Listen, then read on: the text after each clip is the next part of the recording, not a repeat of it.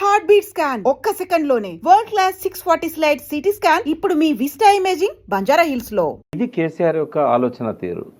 అమ్మ ఆయన నేను ఎప్పుడు చెప్తుంటాను, ఒక స్పిరిచువల్ లీడర్ అని చెప్తుంటాను. అంటే ఆయన ఏం చేస్తాడంటే ఆయన పరాకాయ ప్రవేశం చేస్తాడు ఎవరి లోపలికైనా. ఆయన ఒక డిసిషన్ తీసుకునే ముందు కూడా నేను ఈ నిర్ణయం తీసుకుంటే ఎవ్వరు ఎట్లా ఆలోచిస్తారు, సిపిఐ నారాయణ కామెంట్స్ ఎట్లుంటాయి, లోక్సత్తా జయప్రకాష్ నారాయణ ఎట్లా ఆలోచిస్తాడు, ప్రకాష్ ఏమో ఆలోచిస్తాడు, చక్రపాణి ఏమో ఆలోచిస్తాడు, TV9 రవిప్రకాష్ రజనీకాంత్ ఏమో ఆలోచిస్తారు, ఇట్లా ఆలోచించి తనకు తనే కౌంటర్ చేసుకొని అప్పుడు బయటకు వస్తాడు ఆయన. అందుకే ఎవరమైనా రోజుకు 60,000 ఆలోచనలు వస్తాయి మనుషులకి, ఎవరికైనా 60,000 ఆలోచనలల్లో 48,000 క్వాలిటీ ఆలోచనలు కాదు, మనకు అవసరం లేని అనవసరమైనవి ఎక్కడెక్కడనో మన మెదడు ప్రయాణించి అవన్నీ చేస్తాయి, టైం వేస్ట్ అండ్ శరీరాన్ని పాడు చేసేటివి కూడా.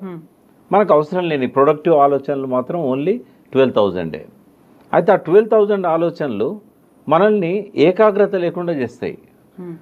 ఒక 1 మినిట్ 2 మినిట్స్ కంటే ఎక్కువగా మీరు నా దిక్కే చూస్తుంటారు, మీ కళ్ళు చెవులు ముక్కు ముఖం అంతా నా దిక్కే ఉంటుంది, కానీ నేను మెదడు మాత్రం ఎక్కడో ఉంటుంది. ఇంకా నేను మాట్లాడే మాటలకు రిలేటెడ్ అంశాల మీద తిరుగుతూ ఉంటుంది, నెక్స్ట్ అడిగే ప్రశ్న మీద తిరుగుతూ ఉంటుంది. కానీ కేసీఆర్ అట్లా కాదు. కేసీఆర్ ఏకదీక్షతో నిమగ్నమై నిమిషాలు, సెకండ్లు, నిమిషాలు, గంటలు ఒకే దాని మీద ఏకాగ్రతతో ఆలోచిస్తాడు. దాన్నే మెడిటేటివ్ పవర్ అంటారు. ఆయన ఆశ్రమాలకు పోయి మెడిటేషన్ చేయడు, కానీ ఆ ఏకదీక్షతో ఆలోచించడం, ఒకే దాని మీద ఫోకస్ చేయడం అనేది ఒక అద్భుతమైన ఆధ్యాత్మిక ఏమంటారు దాని ప్రాసెస్. అయితే ప్రకాష్ గారు ఇప్పుడు అంత ఆలోచన చేస్తున్నారు, ఎక్కడెక్కడ ఏమవుతుంది, దానికి సంబంధించి వచ్చేటువంటి రిపర్కేషన్స్ ఏంటి, ఇవన్నీ ఆలోచించినప్పుడు ఇక్కడ అన్ని బోల్డ్ అని ప్రశ్నలు కనిపిస్తున్నాయి. నెక్స్ట్ ఏం జరుగుతుంది, ఎంతమంది వెళ్తారో, ఆపే ప్రయత్నం ఏమన్నా జరుగుతుందా, ఆ తర్వాత బీఆర్ఎస్ భవిష్యత్ ఏమవబోతుంది, ఎంతమంది, ఇన్ని రకాల క్వశ్చన్స్ ఉన్నాయి. అన్నీ ఆలోచన చేసుకుని అక్కడే ఉంచుకుంటే మనకి ఎలా తెలుస్తుంది అసలు ఏం జరుగుతుంది అనేది, ఎవరికైనా ఏం అర్థమవుతుంది? ఆయన మెంటల్గా ప్రిపేర్ అయ్యాడు, ఎవరు మిగిలరు, ఉద్యమ కాలంలో తనతో ఉన్న వాళ్ళే మిగులుతారు. ఇప్పుడు ఎవరైతే ఊగిసలాడుతున్నారో వాళ్ళు అటే మొగ్గు చూపుతారు. ఎందుకంటే గెలిచిన వాళ్ళకు కొన్ని రెస్పాన్సిబిలిటీస్ ఉంటాయి. ఫస్ట్ రెస్పాన్సిబిలిటీ ఏంటంటే కేసీఆర్ గవర్నమెంట్లో విపరీతంగా పనులు చేయించారు, బిల్లులు పెండింగ్ ఉన్నాయి. పోచారం పోవడానికి ప్రధాన కారణం అది. కొన్ని కోట్ల రూపాయల డబ్బులు ప్రతి గ్రామంలో సర్పంచులకు, పార్టీ నాయకులకు రకరకాల పనులు ఇచ్చారు, బిల్లులు ఇవ్వలేదు. కేసీఆర్ కనుక ఎలక్షన్ల ముందే వీళ్ళందరి బిల్స్ సెటిల్ చేసి ఉంటే పోచారం పోయేవాడే కాదు. ఇట్లాంటి ప్రధాన సమస్యలు సంజయ్ కూడా బిల్లుల కోసం పోయాడు. ఆయన డాక్టరు, ఆయన సేమ్ సామాజిక వర్గం, ఆయన పోవడానికి ఇంకో కారణమే లేదు, కేవలం బిల్లులు. అయితే ఇవన్నీ అందరికీ పెండింగ్ ఉన్నాయి. రేవంత్ రెడ్డి చాలా క్లెవర్గా వీళ్ళ బిల్లులు మాత్రం పే చేస్తలేడు. ఆయన దగ్గర ఉన్న పరిమితమైన అమౌంట్ను కాంగ్రెస్లో కొత్త గెలిచిన వాళ్ళే బిల్స్ సెటిల్ చేస్తున్నాడు. వచ్చి రాగానే రైతు బంధు కోసం పెట్టిన డబ్బులని పొంగులేటి శ్రీనివాసరెడ్డికి, ఆ వనపర్తిలో గెలిచిన ఎమ్మెల్యేకి, ఇట్లాంటి వాళ్ళకి అందరికీ ఇచ్చేసాడు.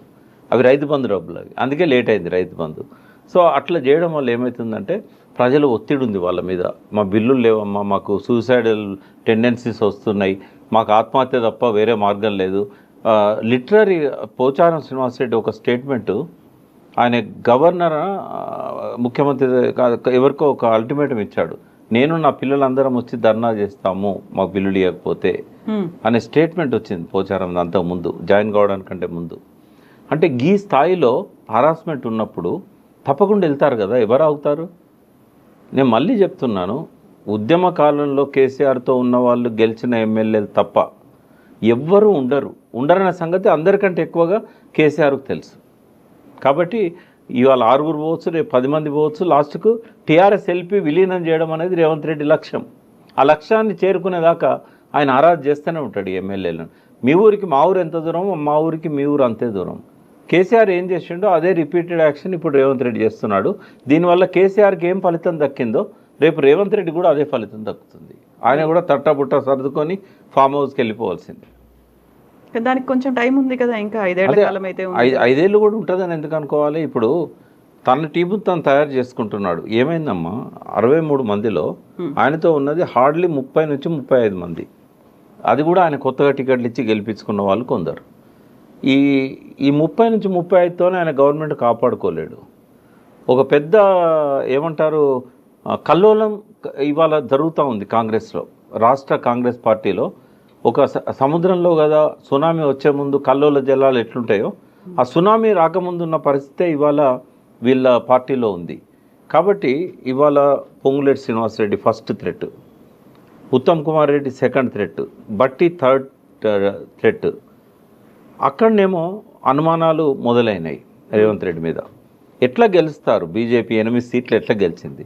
అందులో 4 సీట్ల మీద వాళ్ళు ఎంక్వైరీ చేసినట్టయితే ఖచ్చితంగా రేవంత్ రెడ్డి బీజేపీలో 4 సీట్లను గెలిపించాడనేది రుజువులు దొరుకుతాయి. ఈ పరిస్థితుల్లో ఒక ట్రస్ట్ అనేది ఉండదు రేవంత్ రెడ్డి మీద. అవసరానికి వాడుకుంటారు రేవంత్ రెడ్డిని. ఏదో ఒక రోజు రేవంత్ రెడ్డి ప్లేస్లో ఇంకొక చీఫ్ మినిస్టర్ వస్తాడు. ఆ పరిస్థితి వస్తుందని రేవంత్ రెడ్డి తెలుసు, ఆ పరిస్థితి వస్తుందని రాహుల్ గాంధీ తెలుసు, ఆ పరిస్థితి తీసుకొచ్చే వాళ్ళకు కూడా తెలుసు. ఆ పరిస్థితి వచ్చినాడు ధిక్కరించి కాంగ్రెస్ను, తనతో వచ్చిన టీఆర్ఎస్ ఎమ్మెల్యేలని, బీఆర్ఎస్ ఎమ్మెల్యేలని, తను టికెట్లు ఇచ్చిన ఎమ్మెల్యేలను తను 65, 62, 63 దాకా కాపాడుకోవాలి. కానీ బిగ్ డ్రీమర్ రేవంత్ రెడ్డి. ఆయన 70, 80 దాకా తన సంఖ్యను తీసుకుపోవడానికి ఎవరితోనైనా అండర్స్టాండింగ్కి వస్తాడు. ఇవాళ చంద్రబాబును దించాడు, రేపు మోడీతో ఉన్న సయోధ్యను ఉపయోగించుకొని ఆ బీజేపీ 8 మంది ఎమ్మెల్యేలను కూడా తీసుకొస్తాడు. ఆ ఈడీని, సిబిఐని తనకు దరికి రాని ఎమ్మెల్యేల మీదకి పంపిస్తాడు. ఏదైనా జరగవచ్చు. ఇప్పుడు ఏదైనా జరగవచ్చు. రేవంత్ సర్కార్కి కావాల్సినటువంటి ఆ మద్దతు ఎమ్మెల్యేల దగ్గర నుంచి లేదు అనుకున్నప్పుడు కేసీఆరే ఒక రకమైన స్ట్రాటజీని ఉపయోగించి తనకున్నటువంటి ఈ ఎక్స్పీరియన్స్ ఇంతకాలం జరిగిందంతా చూసిన తర్వాత ఆ దిశగా ఎందుకు ఆలోచించలేకపోయారు? మరి కేసీఆర్కి ఇప్పుడు ఒక మంచి సమయం దొరికిందమ్మా. ఆయన ఒకటి ఫస్ట్ హెల్తీగా ఉండడానికి రిలాక్స్ కావాల్సిన అవసరం ఉంది. రెండవది మళ్ళీ లేవడానికి వాళ్ళు ఏమంటున్నారు, వాళ్ళ పార్టీ వాళ్ళు ఫీనిక్స్లో నుంచి కేసీఆర్ మళ్ళీ లేస్తాడు ఒక పక్షిలాగా, ఫీనిక్స్ పక్షిలాగా. నేనేమంటున్నా, అంత అధ్వాన్నమైన పరిస్థితి మీకు లేదు బాబు, బూడిద కాలేదు మీరు. ఇవాళకి మీకు గ్రామాలలో వార్డు మెంబర్ల దగ్గర నుంచి జిల్లా పరిషత్ చైర్మన్ల దాకా పటిష్టమైన లీడర్షిప్ ఉంది, 60 లక్షల మెంబర్షిప్ ఉంది, క్రియాశీలక కార్యకర్తలు ఉన్నారు. చేసిన తప్పేందంటే వాటిని అనుసంధానం చేయలేదు. ఒక దారం సూది పట్టుకొని పూలన్నీ వెతుక్కుంటూ కూర్చుకుంటూ పోయినట్టయితే కేసీఆర్కి ఒక అద్భుతమైన మాల ఏర్పడుతుంది, లీడర్షిప్ మాల. ఆ పని చేయడానికి ఇప్పుడు ఆయనకు ఆ విశ్రాంత సమయాన్ని ఉపయోగించుకున్నట్టయితే ఒక్కటి గుర్తుపెట్టుకోండి, కేసీఆర్ బలం ఎమ్మెల్యేల స్ట్రెంత్లో లేదు, కేసీఆర్ బలం ఎమ్మెల్సీలలో లేదు. కేసీఆర్ బలం ప్రజల లోపల రేకెత్తుతున్న కొత్త ఆలోచనలు, పశ్చాత్తాపం లోపల ఆయన బలం ఉన్నది. ఇవాళ జేకొట్టిన చేతులే ఇవాళ నిరుద్యోగుల పిడికిళ్ళై బిగిస్తున్నారు. ఏ బొగ్గు గనులలోనైతే 100% ఓట్లు కాంగ్రెస్కి వచ్చినాయో ఒక్క సీటు కూడా రాలేదు బొగ్గు గనుల ప్రాంతంలో. ఆ బొగ్గు గనుల లోపలనే ఇవాళ మంట మండుతున్నది, గనులు వేలం వేసినందుకు. రైతుల లోపల అసంతృప్తి కాళేశ్వరం నీళ్లను ఏసంగి పంటలకు ఇవ్వకుండా మార్చిన నాడే మొదలైంది. మళ్ళీ ఆత్మహత్యల దిక్కు సమాజం పోతున్నది, చేనేతకారుల ఆత్మహత్యలు పెరుగుతూ ఉన్నాయి. ఇవన్నీ కేసీఆర్ బలం అమ్మ. ఈ ప్రజల లోపల వస్తున్న అయ్యో మేము తప్పు చేశామే అనే ఒక పశ్చాత్తాపం, అది 1% ప్రజల్లో ఉన్నా కూడా అందులో కేసీఆర్ బలం ఉంది. నిరాశ నిస్పృహల్లో కేసీఆర్ బలం ఉన్నది. అయ్యో కేసీఆర్ ఉన్నప్పుడు ఇట్లా జరగలేదే అనే ఆలోచనలల్లో కేసీఆర్ బలం ఉన్నది. ఆలోచనలే పెట్టని కోట. నేను ఇంకా కొంచెం పోయిటిక్గా చెప్తాను. తొలి సంధ్య వేళలో తన కిరణాలతోని వెలుగులు పంచి మండు టెండల్లా కొలిమిలాగా మారి అస్తమిస్తున్న సూర్యుడు రేవంత్ రెడ్డి. మసక చీకట్లు తొలగిపోతుంటే సూర్యోదయం అడుగులేస్తున్నవాడు కేసీఆర్. కాబట్టి భవిష్యత్తు కేసీఆర్ తప్ప భవిష్యత్తు రేవంత్ రెడ్డి కాదు. అయితే ఇప్పటికి ఉన్న వాళ్ళందరూ వెళ్ళిపోయిన తర్వాత, ఎమ్మెల్యేలందరూ వెళ్ళిపోయిన తర్వాత, గతంలోనే ముందు నుంచి టీఆర్ఎస్ పార్టీ కోసం పనిచేసినటువంటి కార్యకర్తల్ని నాయకులుగా ఎదగనివ్వలేదు, లేకుంటే వాళ్ళకి సరైన అవకాశాలు ఇవ్వకుండా పక్క పార్టీల నుంచి తెచ్చుకున్నారు అనుకున్నప్పుడు అక్కడ ఒక అసంతృప్తి ఉంది. ఇక్కడ నుంచి వెళ్ళిపోతున్న వాళ్ళలో ఇక్కడ ఒక గ్యాప్ అనేది కూడా ఏర్పడుతుంది. దీన్ని ఎలా ఫీల్ చేసుకుంటారు? మీరు అన్నట్టుగా ఇప్పటికే అయితే ఫామ్ హౌస్కి వచ్చిన వాళ్ళని కలుస్తున్నారు, అంతకు మించి పెద్ద కార్యాచరణ ఏమీ కనిపించట్లేదు. ఇవన్నీ అన్నప్పుడు మళ్ళీ తిరిగి ఆ బలాన్ని ఎలా పునరుద్ధరించుకుంటారు? ఒకటి, తను చేసిన తప్పులను సమీక్షించుకోవడానికి ఇది ఒక మంచి సమయం. ఆ తప్పులను ఎవరైతే బాధితులు ఉన్నారో వాళ్ళతో పంచుకోవడానికి పొరపాటు జరిగింది, ఇప్పటి నుంచి మనం మంచిగా పోదాం, నేను మళ్ళీ అటువంటి రిపీట్ చేయను అనే ఒక విశ్వాసాన్ని, నమ్మకాన్ని ఆ క్యాడర్లో కలిగించాల్సిన అవసరం ఉంది. రాజకీయాల్లో ఎవరు పనికిరాని వాళ్ళు కాదు, క్రికెట్లో ఏ బాల్ కూడా పనికిరానిది కాదు. ప్రతి బాల్ను అవసరమైతే ఉపయోగించుకునే విధంగా బ్యాట్స్మెన్ సిద్ధంగా ఉండాలి. ఇక్కడ కూడా ఒక లీడర్ అనేవాడు చిన్న గడ్డి పరక లాంటి ఒక చిన్న గ్రామీణ స్థాయి వ్యక్తిని కూడా దూరం పెట్టకూడదు. ఆయన చేసిన తప్పది. మానవ సంబంధాలు దానికి సంబంధించిన అంశాలలో ఆయన చాలా తప్పులు చేశాడు. అంటే relationship is key to the success అంటారు. ఎగ్జాక్ట్లీ రిలేషన్షిప్ అనేది ఆయన మెయింటైన్ చేయలేదు ఎవరితో. Not even ministers, not even MLAs, not even ఆయన ఎమ్మెల్సీలు, ఆయన కుటుంబ సభ్యులు ఎవరితో కూడా రిలేషన్షిప్ అనేది ఆయన మెయింటైన్ చేయలేదు. తాను ఒక్కడే అయిపోయాడు. ఆయన ఏకాంత జీవితం గడిపాడు. మానసికంగా కూడా ఏకాకి అయిపోయాడు. థింక్ ట్యాంక్ లేదు, ఆయన చుట్టూ ఎవరు లేరు. ఇవాళ దాన్ని ఓవర్కమ్ కావాల్సిన అవసరం ఆయనకు ఉంది. ఆయన రియలైజ్ అయితేనే ఆయనకు భవిష్యత్తు ఉంటుంది. లేకుంటే ఈ గ్యాప్లో ఇంకొక పార్టీ వస్తుంది. ఒకటి రావచ్చు, రెండు రావచ్చు. ఇవాళ రేవంత్ రెడ్డి సీఎం అయిన తర్వాత ఒక 10-15 మంది తయారయ్యారు. మేము కూడా సీఎంలం అవుతాం, మేము కూడా ఆయనలాగా ప్యాషనేట్గా ఆలోచిస్తాం. మనం మాట్లాడుకుంటాం కదా, ప్యాషనేట్గా ఉంటే ప్రకృతి సహకరిస్తుంది అని. సో నథింగ్ ఈజ్ ఇంపాసిబుల్ అని చెప్పి జగ్గారెడ్డి తయారయ్యాడు, తీర్మార్ మల్లన్న తయారయ్యాడు, చాలామంది ఇంకా ఇట్లా చెప్పుకుంటూ పోతే ఒక 10-15 మంది మేమెందుకు సీఎంలం కాలేము, రేవంత్ రెడ్డిగా అయినప్పుడు మేమెందుకు కాలేము. రేవంత్ రెడ్డి మినిస్టర్ కూడా కాలే కదా, మరి చాలామంది మాజీ మంత్రులు కూడా మేమెందుకు సీఎం కాకూడదు, ఆయన పక్కనే ఉన్నారు అందరు. మేమెందుకు సీఎం కావద్దన్న వాళ్ళు ఆయన పక్కన్నారు, కేసీఆర్ గారి పక్కన ఉన్నారు. వీళ్ళలో జ్వలించే ఆలోచనలు ఒక రూపం తీసుకున్నట్టయితే నెక్స్ట్ ఎలక్షన్స్కి ఒకటి కూటమి ఏర్పడుతుంది. జనసేన, టీడీపీ, బీజేపీ కూటమి. నా గెస్ కరెక్ట్ అయితే ఆ కూటమికి నాయకుడు రేవంత్ రెడ్డి అవుతాడు. కాంగ్రెస్ ఎస్, ఆయనకి ఏంటంటే ముఖ్యమంత్రి కావడం మీద ఉన్న ఆసక్తి కాంగ్రెస్ను బలోపేతం చేయడం మీద ఎప్పుడూ ఉండదు. కాంగ్రెస్లో పుట్టలేదు, కాంగ్రెస్లో పెరగలేదు, ఆయన కాంగ్రెస్లో అంతం కాడు. కాబట్టి డెఫినెట్గా ఈ will start is own party. లేకపోతే ఆ సంఘటనకు నాయకుడు ఆయనే అవుతాడు. చంద్రబాబు నాయుడుకి కానీ, బీజేపీకి కానీ, జనసేనకు కానీ అంతకంటే నమ్మకమైన నాయకుడు ఇంకొకరు దొరకరు. కాబట్టి అదొక ఫోర్స్ రేపు కేసీఆర్ను డెఫినెట్గా ఎదుర్కొంటుంది. దాంతోనే మెయిన్ స్ట్రగుల్ అవుతాడు ఆయన. కాంగ్రెస్ అనేది రేవంత్ రెడ్డి లేకపోతే థర్డ్ ప్లేస్కి వెళ్ళిపోతుంది. కాబట్టి మెయిన్ బీఆర్ఎస్ ఎవరితో ఎదుర్కోవాలన్నప్పుడు ఈ కూటమితోనే ఎదుర్కొంటుంది. ఒక అన్నం ఉడికిందా లేదా అని ఒక చిన్న మెతుకుని పట్టుకొని టెస్ట్ చేసినట్టుగా నిన్న చంద్రబాబు నాయుడుకు ఇక్కడ ఏదైతే స్వాగతం పలికారో, ఇక్కడ క్రియేట్ చేసిన ఆ పసుపుదనం ఏదైతే ఉందో అదొక సూచనలాగా మనం అర్థం చేసుకోవచ్చు. రాబోయే రోజుల్లో మళ్ళీ చంద్రబాబు నాయుడు తెలంగాణలో చక్రం తిప్పుతాడు. ఈరోజు భేటీలో ఇదొక టర్నింగ్ పాయింట్ కాబోతున్నది చంద్రబాబు నాయుడుకి.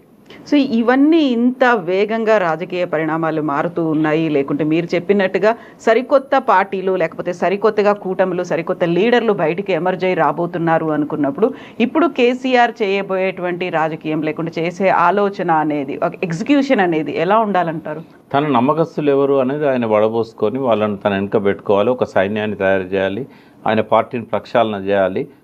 ఎవరైతే భవిష్యత్తులో లీడర్స్గా ఎదిగే అవకాశం ఉందో వాళ్ళకే బాధ్యతలు అప్పచెప్పాలి. ఎంత పెద్ద మాజీ మంత్రి కావచ్చు, లేకుంటే తనతోని ఈ 10 ఏళ్లలో సహచరుడుగా ఉన్న వ్యక్తి కావచ్చు, అతను ఉపయోగపడు, ప్రజల లోపల అతని పట్ల తిరస్కార భావం ఉన్నదనుకున్నప్పుడు పక్కకు పెట్టాలి. రిలేషన్షిప్ మెయింటైన్ చేయాలి, కానీ లైమ్ లైట్లోకి తీసుకురాకూడదు. ఫస్ట్ ఏంటంటే ఆయన చుట్టూ ఉన్న కోటరీని మార్చాలి. కోటరీలో చెడ్డవాళ్ళు ఉన్నారని నేను అనట్లేదు, బట్ వాళ్ళ మీద ప్రజల లోపల ఒక చెడ్డ అభిప్రాయం ఏర్పడ్డది. ఎప్పుడు చూసినా కేసీఆర్ కుడిపక్కన ఉంటాడు, ఎడమ పక్క ఆయన ఉంటాడు, ఇంకొక ఆయన వెనకాల ఉంటాడు, ఒక ఆయన ముందు అందరినీ కదిలిస్తుంటాడు. ఈ 10 ఏళ్ళు వీళ్ళే కదా అందరినీ కలవకుండా చేసింది, ఆపింది, దూరం చేసింది. వాళ్ళంతా గొప్ప వాళ్ళే కావచ్చు, వాళ్ళకి పెద్ద పెద్ద పదవులు ఉండి ఉండొచ్చు, పెద్దల సభలో సభ్యులుగా కూడా ఉండి ఉండొచ్చు. బట్ ఇవాళ భవిష్యత్తు కోసం కొంచెము లైమ్ లైట్లో ఉండకుండా వాళ్ళని వాళ్ళు లో ప్రొఫైల్లో పెట్టుకోవాలి, లేకపోతే ఈయన పెట్టాలి వాళ్ళను. తర్వాత ప్రజల లోపల అభిమానం ఉన్న ప్రజలను మెప్పించగలిగిన కోటరీని ఆయన క్రియేట్ చేసుకోగలగాలి. జరిగిన తప్పులను సమీక్షించుకొని మళ్ళీ బలోపేతం కావాలి.